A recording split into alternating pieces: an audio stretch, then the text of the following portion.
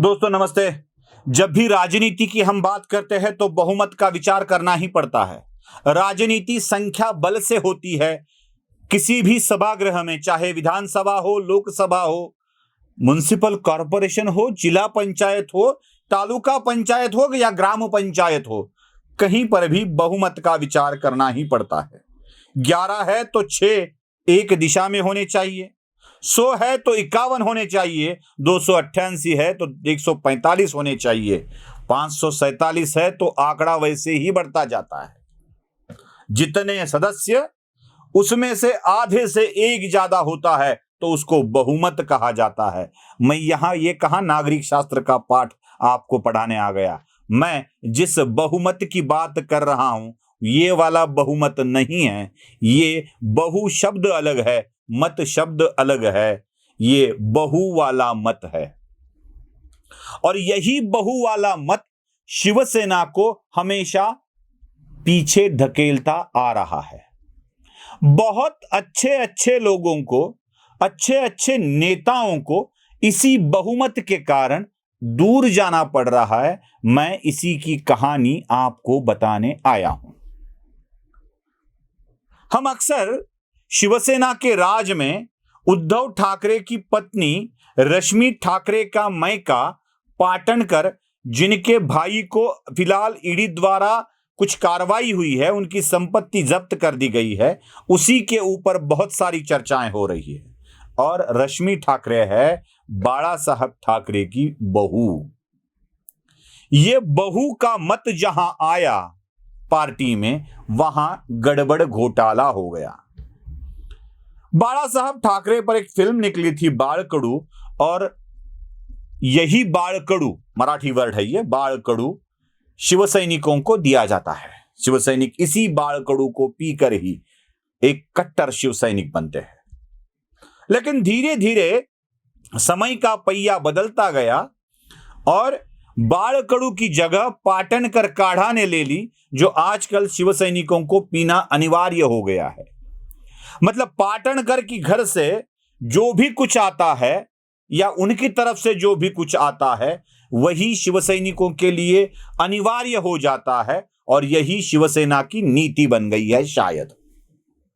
इसी बाला साहब के बहू वाले मत ने, जो बहू का मत है, उसने शिवसेना को उलट पुलट कर रख दिया है। खुद अगर बाला साहब का विचार उद्धव के विचार से मिल जाते और वो चलते तो बात अलग थी, लेकिन बहू वाला मत यहां पर आ गया और शिवसेना बिखर गई। ये पहली बार हो रहा है दोस्तों, ऐसे बिल्कुल नहीं है, ऐसे बिल्कुल नहीं। ये पहले भी हो चुका है। फर्क सिर्फ इतना है कि ये वाली बहू उसमें नहीं थी, जरा अलग वाली बहू थी। बाला साहब की और एक बहू स्मिता जयदेव ठाकरे, जो पहले मातोश्री में रहा करती थी। जयदेव ठाकरे से उनसे बनी नहीं, ऐसा भी कहा जाता है, लेकिन वो बाला साहब की लाडली थी, बहू थी, और बाला साहब के ऊपर उनका प्रभाव बहुत ज्यादा था। उद्धव से भी ज्यादा था, राज से भी ज्यादा था। राज और उद्धव से ज्यादा वो स्मिता ठाकरे की सुनते थे, ऐसा कई शिवसैनिक बताते हैं। ये बहू वाला मत भी शिवसेना के लिए बहुत भारी पड़ा है। आप जानते हैं, नवी मुंबई के शिवसेना के एक महत्वपूर्ण नेता थे गणेश नाईक। ये गणेश नाईक शिवसेना के बाहर क्यों हुए, क्या कारण हो सकता है? लोग बोलते हैं कि गणेश नाईक को मंत्री पद से हटाया गया और जैसे ही हटाया गया गणेश नाईक दूर हो गए। ये बात, गणेश नाईक को मंत्री पद से हटाया गया, ये बिल्कुल सही है, लेकिन उसके बाद या उसके पूर्व जो हो रहा था वो भी महत्वपूर्ण है। गणेश नाईक को मंत्री पद से क्यों हटाया गया, यह भी सोचना देखना अनिवार्य है। गणेश नाईक को मंत्री पद से हटाया जाने की वजह कुछ राजनीतिक विश्लेषक बताते हैं कि उनको स्मिता ठाकरे के सुझाव के कारण ही, सुझाव नहीं बल्कि आग्रह के कारण ही हटाया गया। और जब से गणेश नाईक को हटाया गया है तब से नवी मुंबई से शिवसेना बिल्कुल गायब हो चुकी है। जितना प्रभाव शिवसेना का नवी मुंबई में हुआ करता था, वो आज शिवसेना का प्रभाव बिल्कुल नहीं है, वो हट गया है। कहानियां ये बताई जाती है कि नवी मुंबई के वाशी में एक एपीएमसी मार्केट है, जो मुंबई का सबसे बड़ा मार्केट है, एग्रीकल्चर प्रोड्यूसर वाला मार्केट। उस मार्केट के उस जमाने में सीईओ हुआ करते थे नंद कुमार जंत्रे, जो बाद में कई जगह कलेक्टर, थाना में म्युनिसिपल कॉर्पोरेशन के कमिश्नर ऐसे बनकर गए।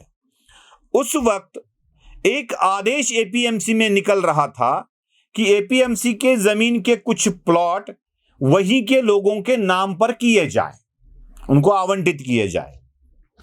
अब ये प्लॉट किन किन के नाम पर आवंटित हो रहे थे, ये भी सोचना जरूरी था। अगर वो प्लॉट एपीएमसी के किसी लोगों के लिए आवंटित किए जाने थे तो बात अलग थी। कहा जाता है कि उस वक्त दी गई पूरी की पूरी लिस्ट ही बोगस लोगों की थी। अब यह आदेश कौन दिया था, क्यों करने के लिए बोला था, ये सारी बातें चर्चा के योग्य है।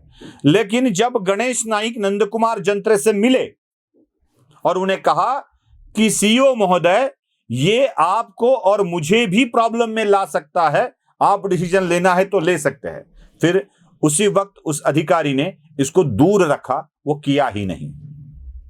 अब ये आवंटन के पीछे कौन था? और एक बात, नवी मुंबई म्युनिसिपल कॉर्पोरेशन एक बड़ा अस्पताल बना रही थी। अब ये अस्पताल बनाने की बात जब चल रही थी तो अस्पताल के लिए जो भी फंड रिजर्व किया गया था उससे दुगना करने की मांग की जा रही थी और किसी एक व्यक्ति विशेष को उसका लाभ पहुंचाया जाए, यह भी डिमांड किए जा रही थी। लेकिन गणेश नाइक ने इसका फंड बढ़ाने से इनकार कर दिया और कहा कि नवी मुंबई की म्युनिसिपल कॉर्पोरेशन अभी अभी अपने पैरों पर खड़ी हो रही है, इतने पैसे निकालना बहुत बुरी बात होगी, और उसमें से पैसे निकाले नहीं गए। लेकिन कुछ लोग इससे नाराज जरूर हुए। जब गणेश नाइक को किसी कंपनी को परमिशन देने के लिए कहा गया तो उसमें भी बड़ी खटास आई थी, और ये सारी चीजें किन से जुड़ी हुई थी ये गणेश नाइक भी अच्छी तरह से जानते हैं और हर कोई जानता है। अब ये वाला मामला भी बाला साहब ठाकरे की बहू के साथ जुड़ा हुआ था। स्मिता ठाकरे के कारण गणेश नाइक को शिवसेना से बाहर जाना पड़ा। यहां तक कि उद्धव ठाकरे ने भी कहा था कि मैं नहीं चाहता, लेकिन बाला साहब को कौन समझाए, गणेश नाइक तो चले गए। बहू के कारण कई अच्छे नेता शिवसेना ने गंवाए और दूसरी बहू के कारण भी कई अच्छे नेता शिवसेना गंवा रही है। अब ये बात इस बहुमत से लेकर उस बहुमत तक चली जाती है और यह बहु वाला मत ही शिवसेना के लिए प्रॉब्लम का विषय बनकर खड़ा हुआ है। अब शिवसेना इसको समझती है कि नहीं समझती है, इसको भी देखना जरूरी हो गया है। नमस्ते।